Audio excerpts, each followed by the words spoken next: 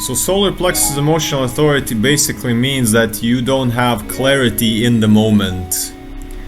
You need to give yourself time to ride out your emotional waves. So people that have emotional authority, they have defined solar plexus, meaning that they are the factory for emotions.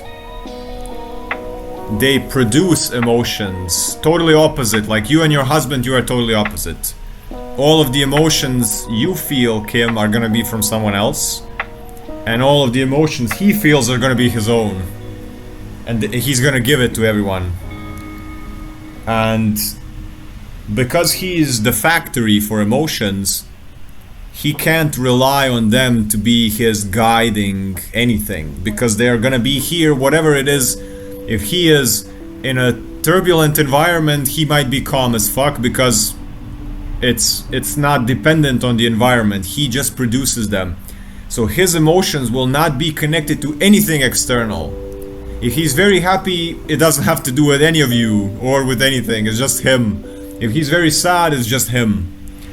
So he can't rely on the emotions to be his guidance because they're not dependent on the external. So emotional solar plexus authority is exactly that he needs to make decisions when he's very leveled.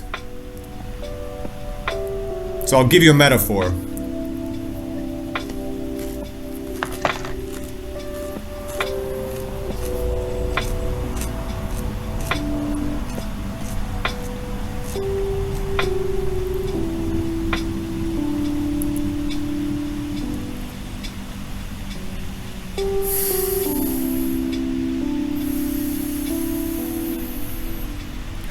Let's say your husband goes for a job interview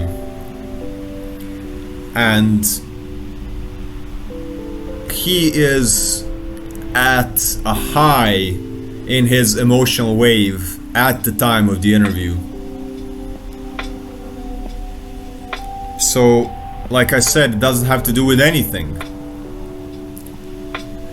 And he sits there in the office, looking around all the cubicles or whatever the environment is.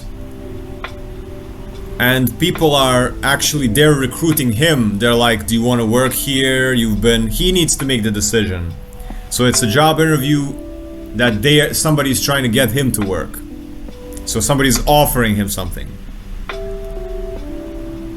And he's sort of looking around and everything seems amazing. He's like, oh my god. So he's in his high end of his emotional wave.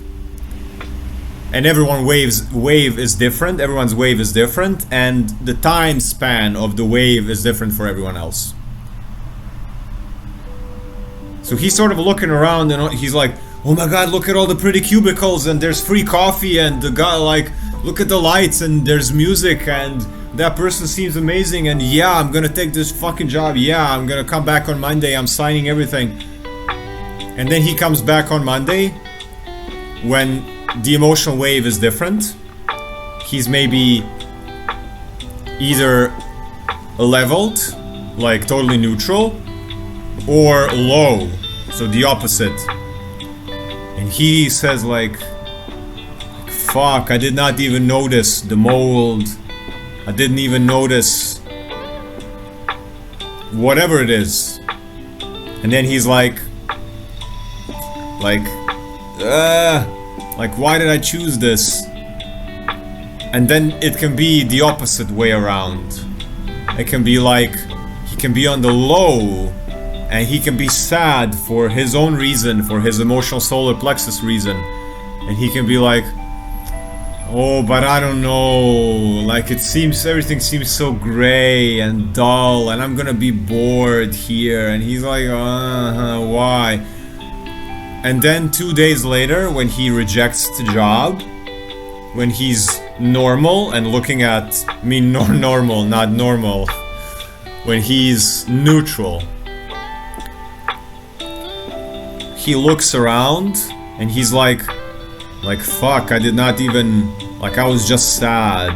I did not look at that job from an objective like neutral point of view, and then he regrets it. So for him, or for anyone that has an emotional solar plexus authority, there is no clarity in the moment. Clarity always comes over time, and the more that he can be intimate with his emotional wave, being okay that, okay, I'm really high or I'm really low, I'm not gonna make decisions right now, the better it is for him.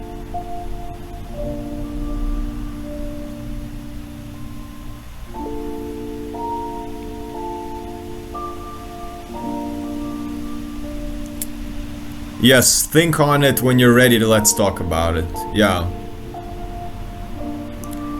Or feel whatever it is that you're feeling, and when it passes, then you can decide, then we can talk about it.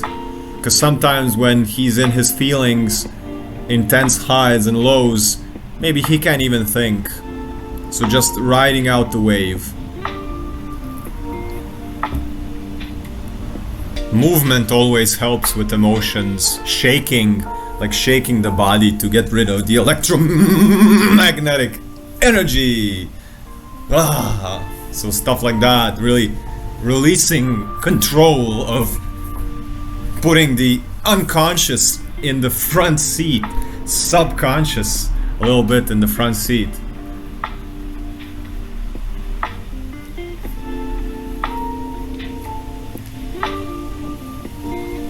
Yeah, I feel better now. I mean, I wasn't feeling bad, but every time I shake, it's amazing.